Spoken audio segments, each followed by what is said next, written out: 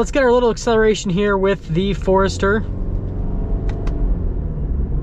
Hey everyone, it's Ben Hardy here, and in today's video, we're gonna be going over a 2021 Subaru Forester Touring. But first and foremost, a huge shout out and thank you to Mark Miller Subaru for providing us with this Forester. Check out their inventory in the link below. Let's get straight into the video. So under the hood of the Forester, we have a naturally aspirated flat 4-cylinder that goes through a CVT automatic transmission. Now, fuel economy is 26 around town and then 33 on the highway, with power outputs being 182 horsepower and then 176 pound-feet of torque. So let's actually go over the front end of the Forester. So the hood has actually stayed the same pretty much for a while, but it still looks really good, like signature look for the Forester.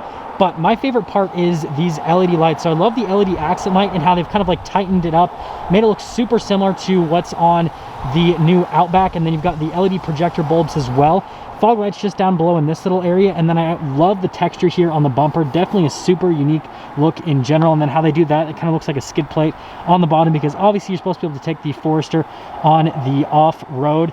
And then they do all the chrome on the front grille with the Subaru logo, kind of like a signature Subaru thing. But overall, the front end definitely looks really good, and it's kind of like modernized the Forester. Now around the side here, we've got two 25mm tires and 18-inch wheels in the front and over in the rear as well. I really love the design on the wheels. I mean, it's a really good looking wheel for a stock wheel. You usually don't see stock wheels that are that good looking. But coming up, here's a quick look at the front suspension here on the Outback. And then I love the textured plastic here. Again, just a really unique look. Looks really good in person, actually. And then same silver that you saw on the front, just to kind of break things up a little bit here on the side. And they actually put it here at the top of the mirror too, so it just kind of makes it have a little bit more of a unique touch. But other than that, here is your full side view on the Forester.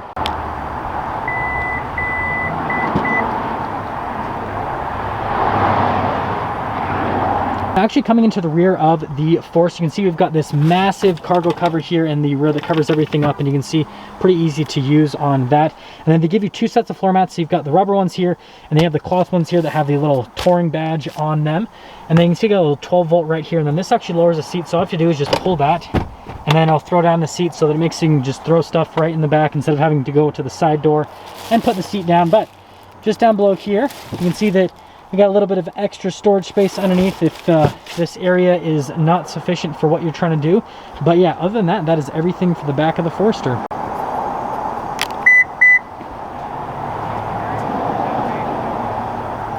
Now let's finish things up in the rear of the Forester. So first off, I think these taillights are super unique looking, and they kind of come off to a sharp like C shape. Definitely different. And you get your Forester Touring badge right there. And you can see we got your Subaru all-wheel drive badge on the other side. And then the exhaust tip just down below here. And then there are parking sensors integrated into the back bumper. And then notice they continue that silver trim with the textured plastic as well. And then, yes, you do get a roof rack from the factory all set up. And that is everything for the back. Let's take a look at the door panel here in the rear. So first off, I really liked all of the stitching all throughout, and I think it's cool they did like the black stitch and kind of like break this up. But you've got soft touch all over the door panel. You have this interesting material right here, just like the texture and everything's really cool. And then soft touch, we're going to rest your arm, and more stitching, just really nice material use. And then coming over to the seats themselves, you can see again, you've got a bunch of soft touch in this area with all the stitching all throughout. Nice perforations on the seats, and then you've got more of the black contrasted stitching as well, and then more of the white stitching. Just really nice with the seats. The seats look really nice, and they feel really nice. And speaking of that, let's actually pop in. So step-in height is not bad by any means. I'm about 5'11". I've got a good amount of headroom. And then in terms of legroom is solid as well. And then you can see there's a couple of vents. You've got heated seats right here. You've got a couple of areas where you can charge devices with USBs. And finally, yes, we've got a cup holder with an armrest. We need this in like every single car. This one has it, so it's good to go. That's the rear. Now let's take a look at the door panel here in the front. So again, you can see you've got that white stitching with the black stitching that goes all throughout, just like the back, and then more of the stitching right here. All of your window controls and then your mirror adjustments as well. This does come with memory seats. Just look how cool that looks, just like all together on the door panel. Really unique look. And then yes, it does come with the Harman Kardon sound system. And then taking a look at the seats here at the front, the material use is the same as what's in the rear, but you can see the bolsters are quite a bit larger here on the front seats. And then you've got all your power adjustments there on the side of the seat. here's what the pedals look like just at the bottom. And then we do have a bunch of controls here in this area. So this is like the memory function for the tailgate, and then this is actually the function to open it up. And then you got your stability control, your auto stop start, your blind spot monitoring as well. And then this is just to turn off the Subaru eyesight. And there's one more look before we pop in.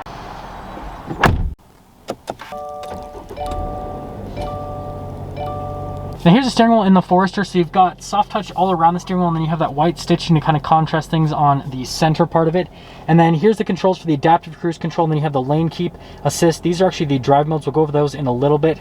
And then over on the other side, you've got your volume controls, your phone controls, and then just behind you got the controls for the center stack.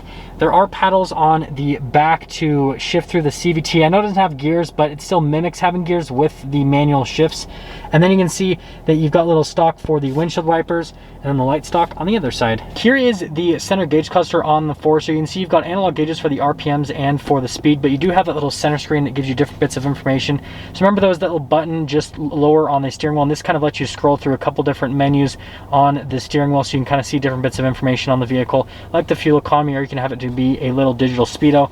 And then you do have your two drive modes. You've got the sport mode, and then you have the I mode. So the I is going to be like your more like regular around town driving, all that kind of stuff, get you better fuel economy. And then the S mode, the sport mode, is going to be the mode that you drive sporty, right? So you're not going to get as good fuel economy, but you're going to get better response from the engine. Now here's the little center screen at the top of the dash. So this shows things like the outside temperature, the time, and then it also shows you information on the climate, your fuel range, all that kind of stuff. So pretty cool that they have that screen if you're wondering about the location.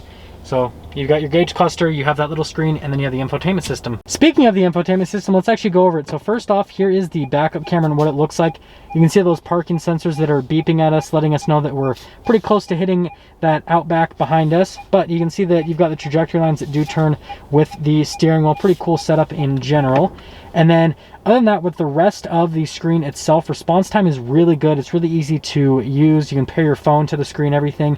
So it's got all the modern stuff that you want, but nothing too crazy. And it's cool that they also give you a bunch of analog buttons here at the bottom, shortcuts to different things. So like if you go into the navigation, you just press the map button and then that pops up. If you want to go back to the home screen, just press that. So it's cool that you can use the touchscreen, or you can use these buttons here at the bottom. I've got the climate controls here in the Forester, and it does have a dual zone climate. And then just down below the climate controls, you can see you've got a bunch of little USBs, a 12 volt and an auxiliary in that little area, and then little storage space as well. I think this is really cool here. So you have like the stitching, and then it continues to the different material just down below, and just cool how they like intermingle all of the materials together. Just a really unique look. And then here's the shifter for that CVT automatic transmission. Again, it does have a manual mode if you do want to shift the gears yourself. Again, gears, which is the CVT, so doesn't have it, but you guys get what I'm saying. Over here, we've got a little parking brake right there, and then you can see we've got our heated seat controls. And let's get into the drive mode select. So you guys saw the first drive modes. Now we do have other drive modes because this is an SUV. So you push in for normal, and that'll be in the normal mode. And then you have the snow and the dirt for the X drive mode.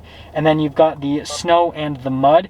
So the difference between these two is just depending on how deep conditions are. So like if it's light snow, or again, it's dirt, then you use the snow dirt mode. But if it's really deep snow or it's mud, then what you're gonna use is the other drive mode, just depending on the conditions, everything, so the vehicle is in the best setting for it. And again, you just push in for normal, and then that'll let you shift into the SI drive mode, so you can be in the normal mode or the sport mode. Now here's kind of like the whole center console area, and opening up, you can see you've got these little areas you can thread a cable through. Nothing too crazy. Couple of cup holders. And then we do have a glove box here in the Forester. And then what's really cool, again, they've got that really cool trim up here with the stitching all across the dash. Just looks really nice and premium in general. And just look how the whole interior kind of like flows together through the dash and everything. I think Subaru did a really good job when they were styling the interior of the Forester. Now up top here, we do have a little sunglass holder. And then, yes, massive, massive sunroof. And the sun just blinded me.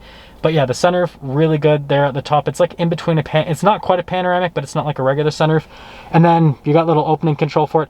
This is to turn off the lane departure assistance. This is to turn off the collision assistance, and that's all for that. Now that we're done going with the interior on the Forester, let's quickly get into pricing. So this particular Forester sticker is for about $37,000 before any type of market adjustment. That all being said, let's take this Forester out and see how it drives.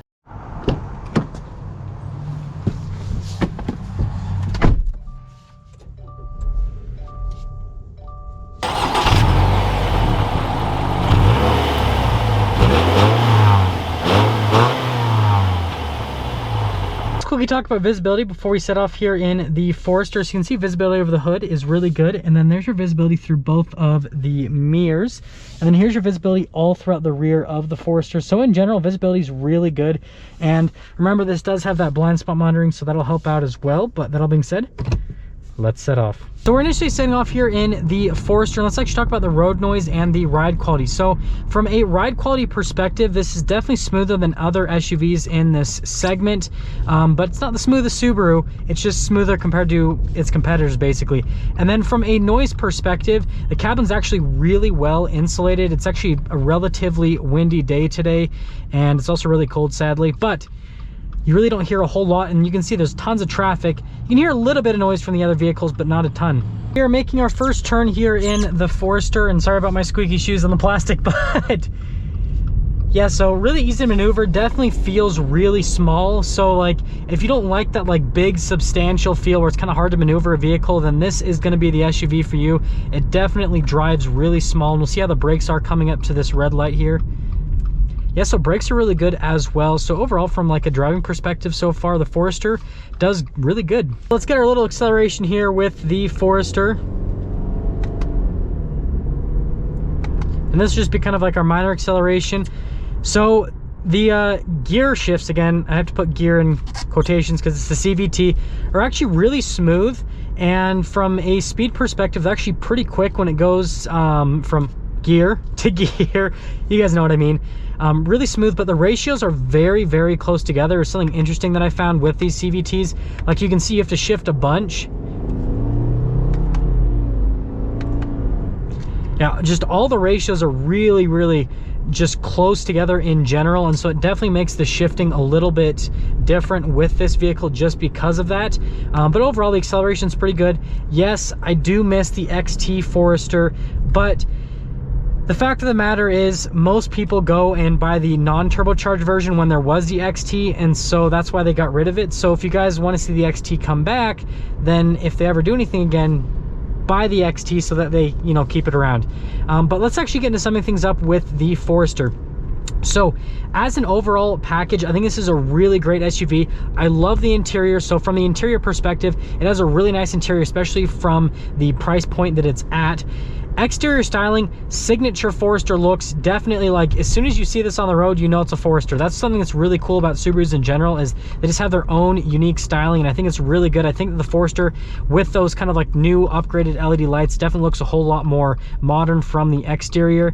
And then from the driving perspective, I feel like it has more than enough power. Like, I didn't feel like I needed any more power for kind of what this is meant for. The fuel economy rating's good, and this has a ton of safety tech.